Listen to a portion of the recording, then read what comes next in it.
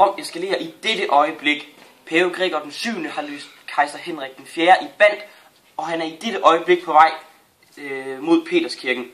Vores korrespondent Lise Evigglad er med på en direkte forbindelse fra Peterskirken sammen med hans hellighed paven. Mange tak, Sten. Jeg står ganske rigtigt her ved det Sixtinske kapel, og situationen er meget kaotisk. Det frygtes, at kejseren vil komme stormende et hvert øjeblik. Jeg tror, at usikkerheden har alligevel fået 2 minutter med pave Gregor den 7. Deres hellighed, hvad er grunden til denne eskapade? Måske mener mine modstandere, at den kongelige værdighed overgår den biskoppelige.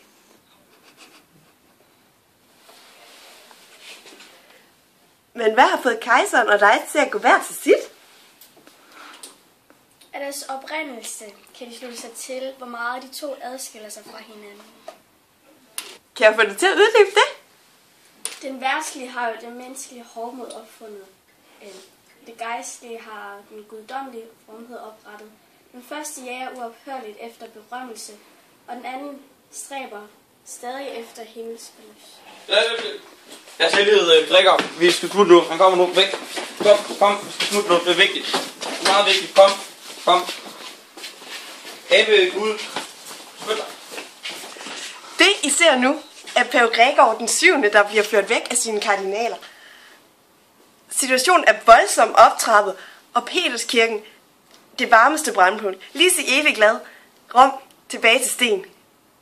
Tak, Lise. Med mig i studiet har jeg nu Lone Adrian, der er ekspert i pave kontra kejserkonflikter ved Københavns Universitet.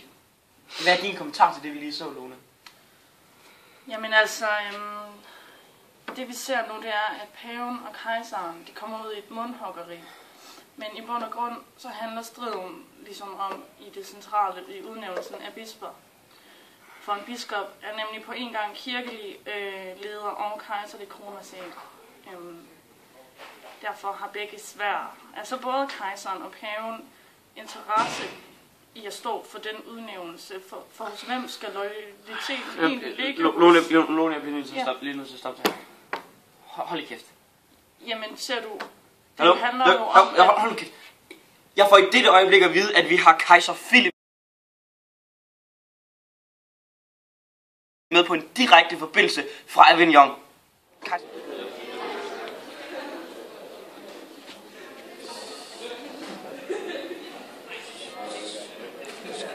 Så, ja. Okay.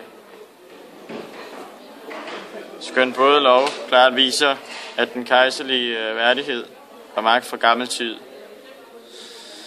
kom direkte gennem Guds søn, og at Gud tydeligt gav lov til menneskene gennem verdens konger og kejser. Og eftersom kejseren bliver gjort til kejser alene ved valg, og ikke behøver bekræftelse eller godkendelse af nogen andre.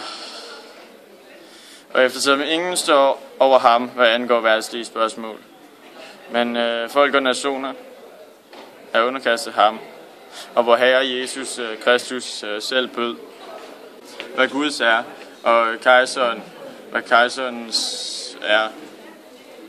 Og så er der alligevel nogen, der ikke forstår skriften, og bekriger den kejserlige